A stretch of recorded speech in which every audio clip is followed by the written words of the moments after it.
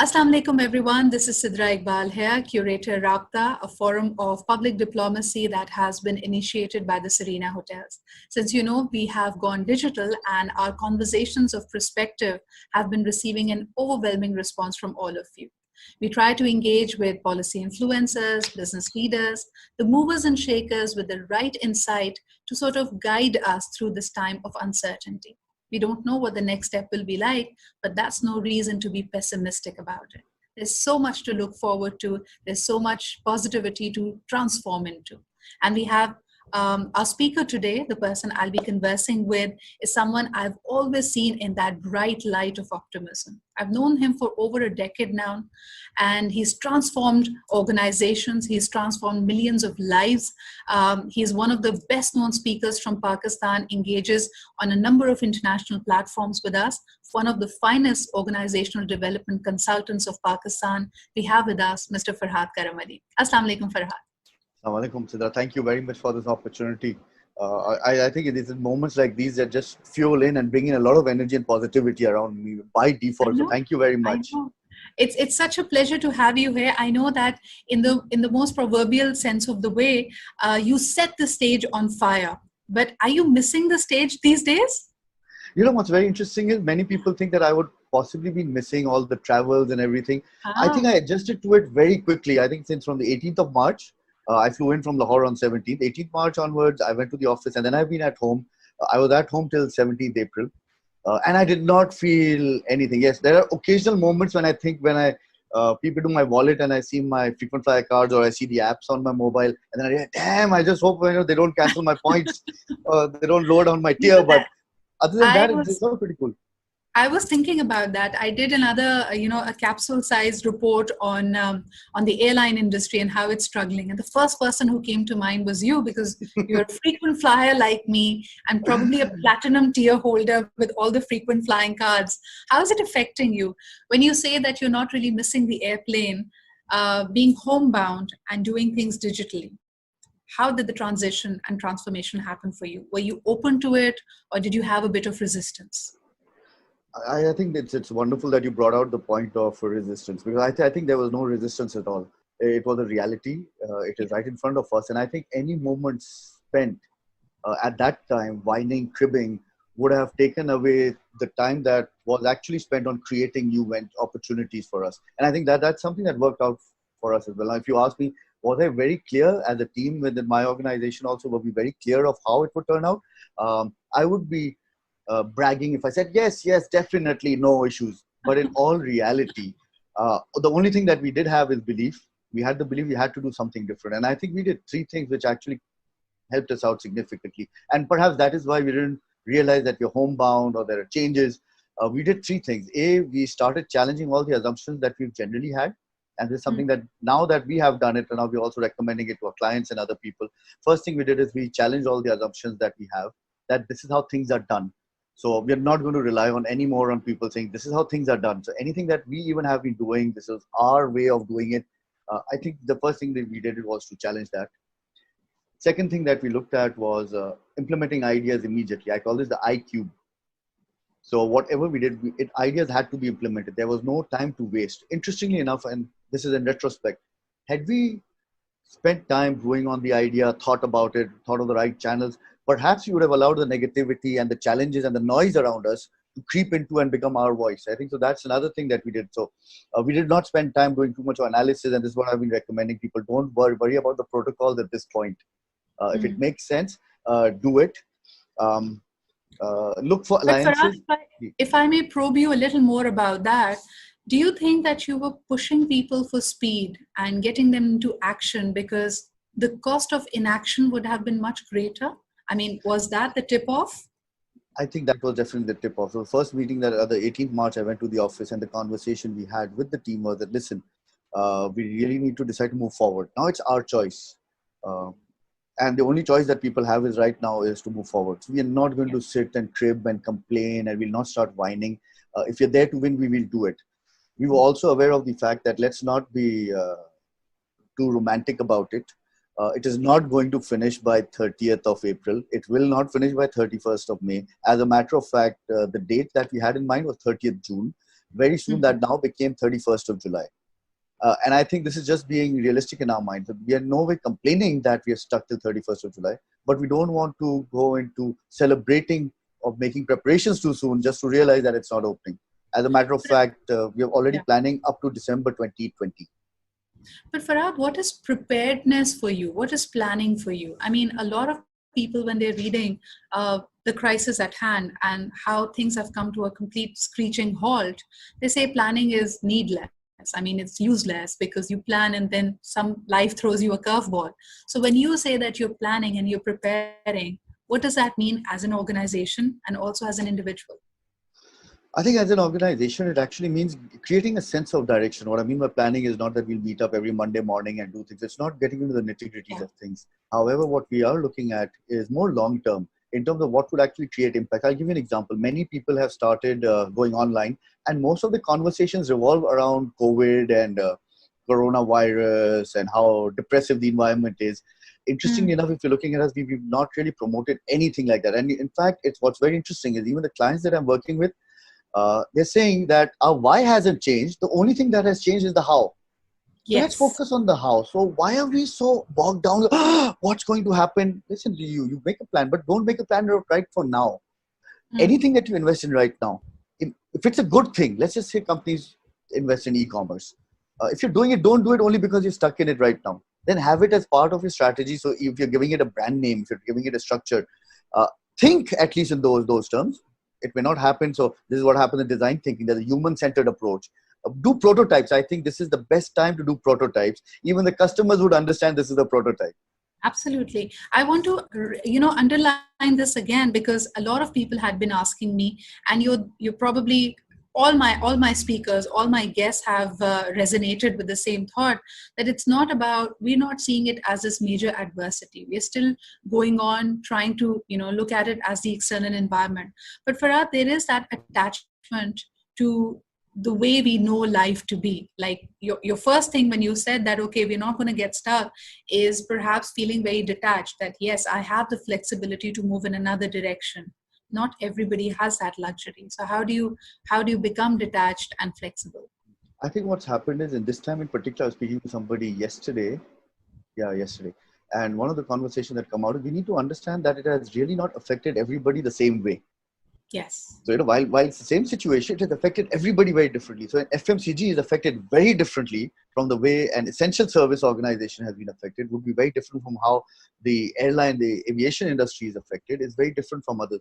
Even within the industry, they are very differently affecting people. If you are running your own business, it's different. If you're working as an employee, it's different.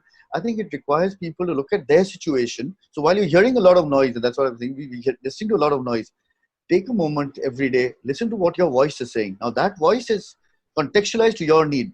So I may be listening to a lot of things, but now I need to listen, okay, now, but where do I fit in? Is it really affecting me as badly? Is it really as disastrous as it is for everybody else? Is there an opportunity that I can find? And then the best part is, it says Lester Levinson, he's a specialist. He's the one who created this concept called the releasing technique. He says our mind is a playback unit. All it does is just records and plays back. So what it plays back, you throw a question, it plays back. So I said, what am I can't do anything. It says, you know what? You're right. You can't do anything. But if I say I need to look for opportunity, it gets into an active mode. It's okay. Let me record something for this guy. This person needs an opportunity. So I think it's affecting different people very differently, and we can't generalize it. You're absolutely right. But who are the people you feel will thrive in this scenario?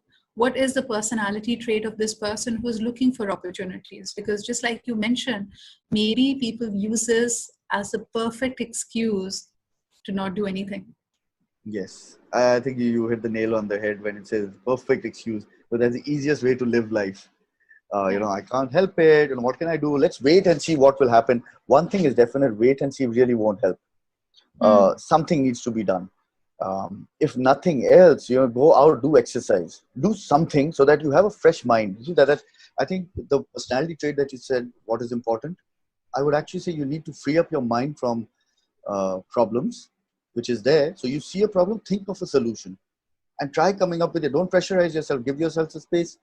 Let the solutions come out, because as long as you're in that state of actually problem, it really won't come about. Look for things that you can do. Yes, things are going to be slightly different. And what I mean by different is not even short term, I would say about medium term. So, and again, while all the optimism on one side, how can you say that, I'm just being realistic. If it happens, I'm going to hug if it comes in short term, but I'm not going to kill myself or start sobbing if it doesn't happen in the short term, because mentally I am ready for a mid-term. Lots of things, if there are old loves as well. So for example, I'm a very stand and deliver. You've seen me, I'm a very stand and deliver. I like engaging with people. I attend to people's body language. And here I am speaking to this little dot on the screen and a green light on the top. It's very different. And I jokingly tell people, I said, as soon as things become, when I go out and stand and deliver and I'm interacting with people, I'm going to uninstall PowerPoint from my slides, from my computer, because it's so much of slides. You see, now Yes. that's just love. But I think the personality type is actually looking for solution, understanding it, being realistic about the situation, but also being equally realistic about all the soft skills that people would generally speak about. If you notice, people often speak of having the Time courage, having the management. passion, and you need to be motivated.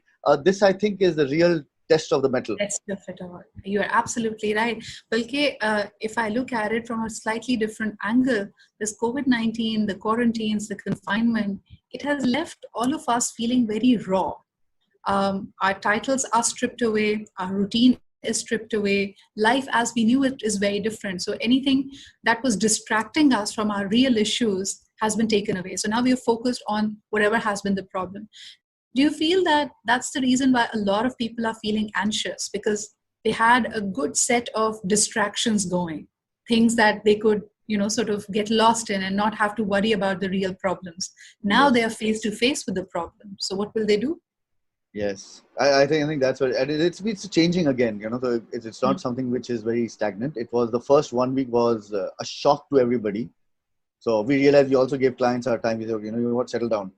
Second week it was different. Third week it is more different. Now it's very different. It'll again be very different. So while I spoke of long-term strategies and medium-term, the behavior of our clients and people generally also are changing almost every week. And you're very Mm, right in saying that it's people holding on to a lot of things too close to ourselves, thinking yes. that this was normal. And I think it's a good realization. A lot of things that I felt was so important, but perhaps not as important. I was speaking to a friend of mine. He's saying, I just realized how overrated jeans were. He said, couldn't imagine how important for me to wear jeans. And he said, now I haven't seen my jeans for the past 2 weeks. If I break it down, eating outside was such a Yeah. norm. And now Going you to realize, the salon, I mean, hanging out with friends, going out for a coffee. But Farhad, I have some hardcore questions coming in from people, because you have the secret passage to the hidden vault of HR. People want to understand, how are the HRs and the organizational leadership thinking about the present scenario. अच्छा, सुनने में कहने में बड़ा romantic लगता है, everybody's working from home. But what has it actually in real terms done to our productivity? What has been your reading of it? Are we more productive at home, or we are going to forget wearing suits and heels and we live our life in pajamas? What's your call? okay, now there are a couple of, it's a very multifaceted question. There are a lot of Yeah. things over here. There's work from home. It is something that I'm not promoting. I don't understand work from home. It's more like performing from home. So it's a form of an art. So you need to do it in an artistic way, because you have your children coming in, out. Children don't understand that these are not vacations, and this is actually work happening. So that is one side of the challenge. So it's actually performing from home. You said HR. Every organization is very different. And having said this, if you ask me, does HR know 100% what it wants? I think HR is as clueless perhaps as everybody else. They're trying to figure it out. They want to understand what is happening. One of the greatest need right now is employee engagement. And I think this is also such a beautiful time for that engagement. And this is perhaps the employee engagement now will have a very different meaning altogether, because now you'll actually have people who are actually going to appreciate what the company does for them. Yeah. So little, and every company is doing different thing. I have a client. What they did recently is last week they sent this little package to these people's house with sanitizers and a game of Uno and stress balls, and I mean that in itself was just so caring.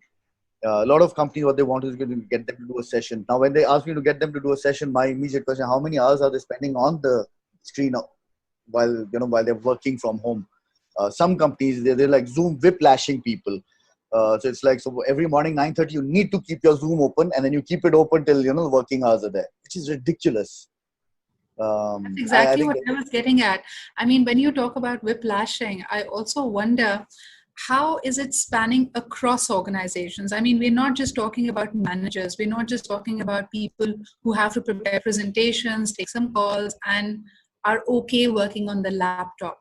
For example, take the utilities. Not doctors, not nurses, but simply the electricity. So you need the engineers, you need the people to be out in the field, whereas the mm, bosses, their leaders, are probably working from home. Is that mm. causing a little bit of a friction or any kind of anxiety? And how is HR handling that? I think anyone in particular, I have not.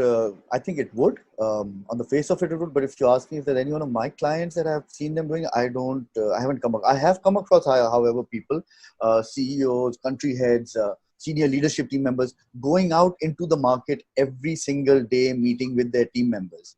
uh, Yes. shoots this up. Even for example, we've got now restaurants opening up. So I've actually seen there's a friend of mine in the fast food industry. He actually goes almost every day to meet the people in different restaurants in different parts of the city for the time being, because he's based in Karachi. You know, those kind of things really, really impact. I mean, it actually shows that, listen, you're not the only one who's putting yourself at risk. I am there with you. Absolutely, And I think because you this is can't so expect beautiful. them to be delivering and taking care of people because they're the contact staff, whereas you sit back and you take it easy. But Farhad, what does it mean for people who are solo preneurs or entrepreneurs and they're one-man army? They really don't have any kind of structures to fall back at, and they're Lucky feeling them. rather alone. They don't know how they will survive. Funding is probably drying up. Clients are gone. What's your take for them? Most importantly, if they're solo, then the good thing is they can actually implementing a lot of things very, very quickly without really spending too much time, and they afford to make the mistakes as well. So as I said, challenge your own imaginations, challenge your assumptions, immediate ideas, implement ideas immediately, build alliances as much as possible, Hmm. and understand whatever you're doing today will actually give you results in then as soon as this lockdown situation is slightly better. Because one thing is definite, it's like, is it a sure shot victory? I don't know. Hmm. However, it is definite that if you're not doing anything and you hope that, you know what, okay, I have my reserves, I'm going to survive for 3 months. After 3 months, when things open up, then I'm going to pick it up. You've lost it, because right Hmm. now we are a very level playing field. The Yes. world has actually opened up for solopreneurs. If I could only interact with a particular group of people, now suddenly I'm interacting to the world. So if I've got products, if I've got ideas that the world could benefit from, the entire world is sitting in front of the little screen which is in front of them. So look I at mean, the just opportunity. I would give my own example. As a journalist right now, I'm connecting with people at Doha debates. I'm connecting with people at TRT, at BBC, and we've never seen this kind of camaraderie before, where people now are seeing these as opportunities. These synergies are important to the world. But Farah, tell me something. The ones who are working from home are also aware of how unpredictable and volatile our states are, our local bosses can be.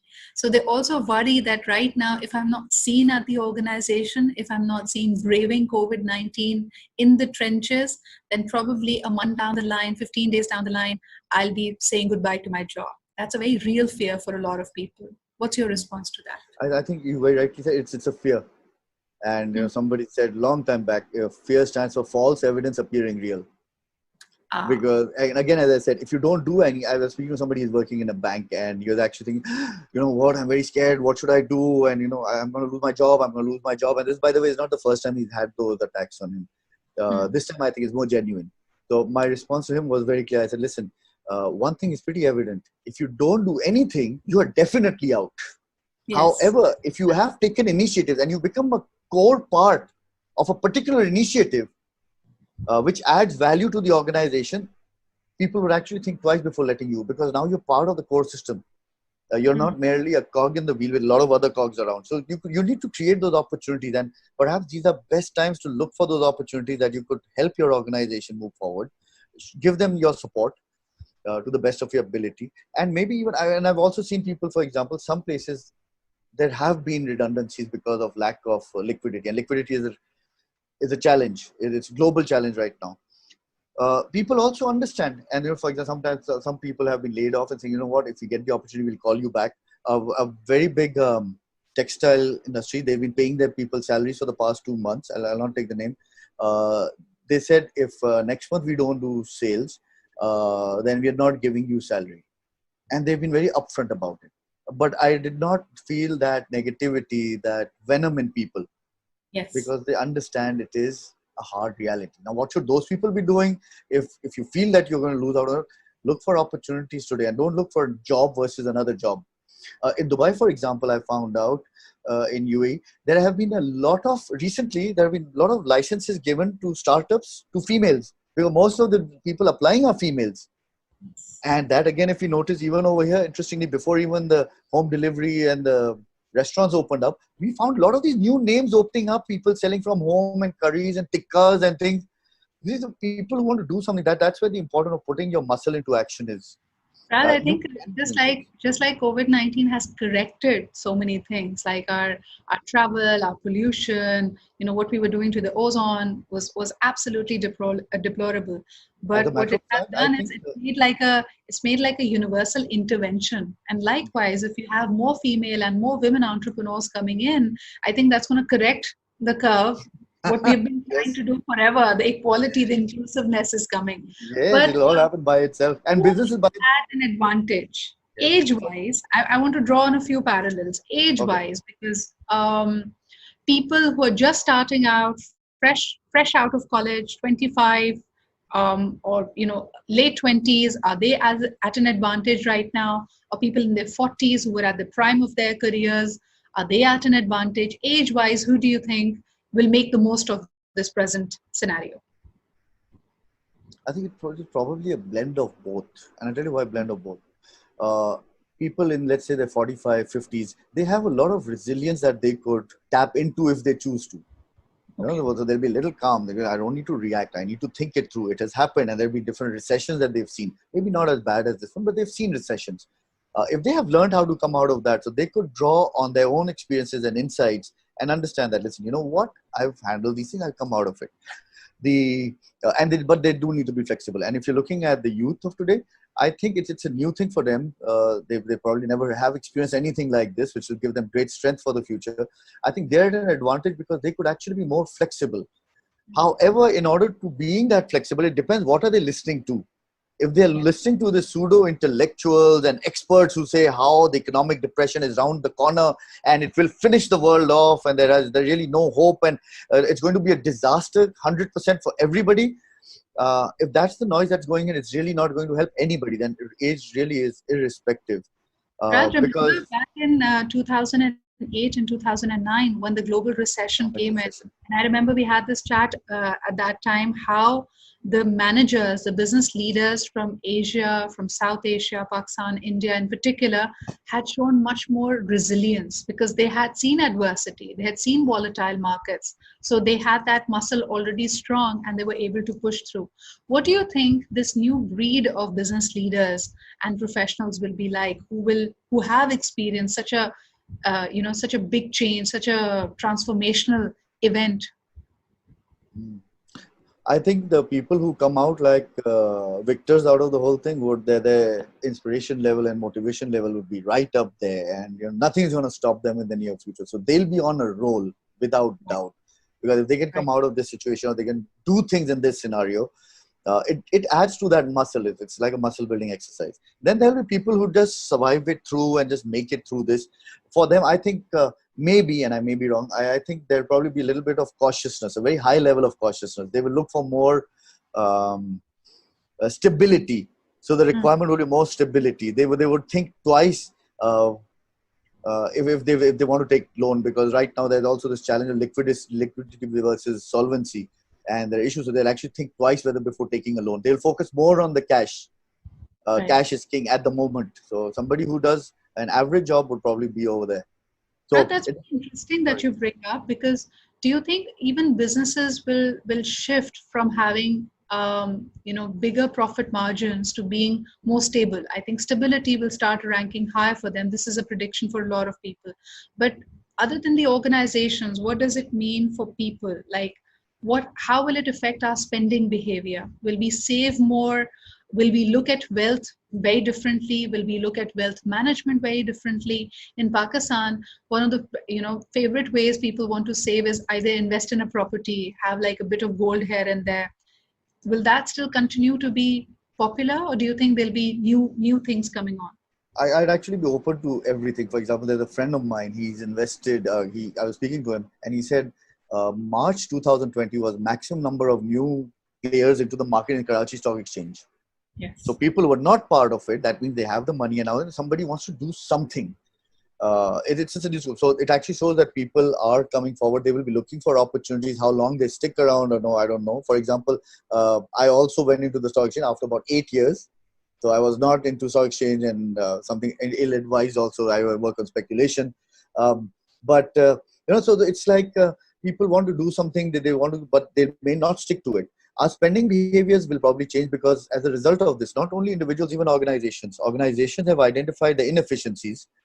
People at home have also found out what the inefficiencies are. Where was our money going? If I could Hmm. live without it, for example, I don't need to eat out every day. I don't need home delivery every day. I can have much more healthier food on a regular basis. So what am I actually spending on? Is clothing really as important? Right. And how much? So I think there will be a shift in our spending behaviors. Hmm. We will be more cautious in terms of what we spend. How much we'll spend is the question mark, because let's just say organic products maybe globally I feel will be on a rise because people will become very health conscious. And if they're doing that, then it depends on how much so they'll spend, even though it will probably be expensive, they'll spend. So in But that way people spend. Yesterday I was right. speaking to somebody, there is sports stores. They're selling a lot of the sports products. He said, how many? I was speaking to a friend and he said, yesterday we sold about 4 table tennis tables. We've delivered 4 table tennis tables in a day. By the way, that's the same coming out of European Union as well. And I was just looking at the list. It's a very interesting list. They say bicycles are being sold out because everybody wants to go out and cycle now. Table tennis boards and board games are gone. Gardening equipment is very high in demand because whatever little patch you have, people want to spend some time over here. So we're into our Brilliant. last 10 minutes of this conversation. You're a frequent flyer as well, Farhad. What about tourism and hospitality? How do you think these two industries will bounce back? uh, Different buying behaviors, different parts of the world. And on a very lighter note, please, I hope nobody takes it personally. But in our part of the world, people like to spend when you find cheaper options, Yes. right? So, for example, if you say, I'm going to give you a ticket for 50% discount, you could travel anytime up to June 2021. The Desi would have good opportunity. Let's buy the tickets. Let's just see, let's just play because it's a good. So, I think tourism in that sense would actually happen. How much on the European side, how much people would travel, what um, part of the society, what class of society would spend on traveling is something which we need to look into. So, but that's global tourism. But one tourism that will definitely increase is inbound within the country. Within So, the for country. example, I feel that a lot of people within the intra-tourism would actually go up. So, people as Great. opposed to spending and going out to different countries, they'll go to Last northern 5 minutes Pakistan. of the program. Just tell me, what would your advice be to people who are feeling anxious, or they are on a seesaw? People like me are on a seesaw. One day there's a lot of optimism, we feel everything is going to work out just fine, and there are days when you go down and you're in the deeper end of the pool. What would your advice be to be stable and be more disciplined? How much time do I have for this answer? You have the I'll last time it. 5 minutes. Yeah. Okay, I'll not say 5 minutes. I'll probably try doing it in 3. Okay. You see, now as a consultant, I've worked with a lot of companies, and while one side of my work is to do with a lot of strategy and structures and systems and processes, and what are they doing, what's their strategy. Uh, on the other hand, if you notice, there's a lot of personal development, and my personal development has been more in the context of the mind, the NLP, the releasing technique, the Herman brain dominance. That is something I feel has helped me understand my work much more better. So Yes. what I do is I understand the human side of it. If you understand the human technology, all the other technologies become very easy. The reason why other technologies fail is because people don't understand the human technology. And the reason I want to clarify this is I'm going to go deep dive into the human technology. I think at this moment, what people need to do is they need to appreciate whatever is coming their way. Don't try to use pep talks to yourself. Be real. So if you are feeling fearful, you are feeling fearful. Don't suppress those emotions. Voice it out. Think about it. These are energies in the body. Yes. Whether it is love or it's hate, it's stress. For example, if you notice when you go into stress, what happens? The body tightens up. Some people get a backache. That's a very tangible form of stress, which is a negative energy in the body telling you that, listen, you are under stress. Sadly, we ignore those, because of which then the invisible stress, the invisible disease, then becomes more tangible. And when they become physically tangible, even our results and our work and our life, everything gets disrupted. My suggestion, my request to people would be, and I'm saying a request because there's a personal bias in this. Because if no matter how much positive I want, but if people around me are not positive, it will affect me eventually. So it's like my personal bias. I would actually request people not to suppress those emotions. Understand they are valid, but we also need to understand that, and this is my personal belief, as you said, it's a personal perspective. I'm one of the best creations of God. He's made me for a reason. He's given me the best operating system there is. I came out of the most difficult process one could go through in life, all of us, the birth process. That sadly we come out and we say, God, thank you very much. I'm going to take over from here. This is the time when you actually trust to believe in God. You know what? This is like he's transitioning you from one life to the other. Trust in him. Appreciate, do not suppress your emotions. Do not vent out your emotions. Feel them, understand them, have those inner conversations, find your comfort in the belief that, you know what, God has made me, he'll find a way out. He's not giving me an answer, right? But he's also given me the courage to face adversity. He's given it to me in the past. Now that's the kind of conversation the important thing is take action. You said, I'm sorry to interrupt you there. You said don't vent it out, but probably journal them, because when you put the pen to paper, it's very therapeutic. It helps you process it as well, right? Yes, because when you're writing, when you're journaling it, you're accepting it and you're welcoming it out. So any kind of acceptance that, yes, you know what, I understand you are there. I love you for being here. Thank you very much. Okay, how are you feeling? You tell me. And what do you want? Okay, I'll go and do the exercise. But make sure you don't only bring it out and welcome it, but you also do something with that energy as well. So now that it's out, you do something. Go exercise, read up on anything that fascinates you. Go start singing again if you were fond of singing. Make sure that you know when to cut off your work. Open up the throat chakra, start singing, start doing things that you really enjoy. Farhad, it was an absolute pleasure to speak to you. Some very practical, hands-on tips you of course offer to our viewers as well. And more importantly, it's important to connect these dots to help and understand for ourselves and for people that all is not lost. Yes, we may be going through a very uncertain time. And I was reading this very interesting trivia just a little while ago, that what happens when we dream. You'd be surprised to know, Farhad, that it's the right side of the brain that is creating the story, and the left side is just observing and becoming surprised by it. So you literally have to figure out which side are you going to be at. Are you going to write your own story, or are you just going to sit back and be surprised by it? But once again, thank you so much, Farhad, for making time and being a part of the Raabta Conversations of Perspective initiative. We thoroughly enjoyed it, and I'm sure our viewers did as well. Please send us your comments, your feedback, and share it, like it. Send it to someone who needs to hear this, and some key messages, some nuggets of wisdom right there.